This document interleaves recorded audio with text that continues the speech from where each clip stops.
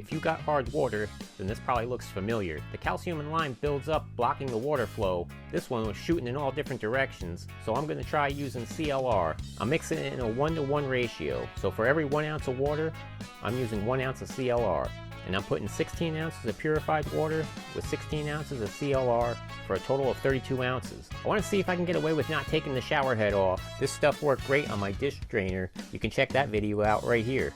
It says to hold up to the shower head and submerge it for a few minutes. Wow, you can already start to see the stuff dissolve off the shower head.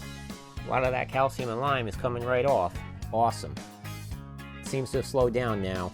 I think that's as good as it's going to get. I'm just going to use a soft bristled brush. You can probably use an old toothbrush if you want, to try to get some more of this buildup off. After I get done scrubbing that, I'm going to just rinse it off with cold water. Then I'll wipe it down with a soft cloth. It's night and day from what it was. It's spraying much better already. If you have little to moderate calcium and lime buildup, this method's probably going to work for you. However, if you have a severe case, you're probably going to have to take the shower head off and submerge it.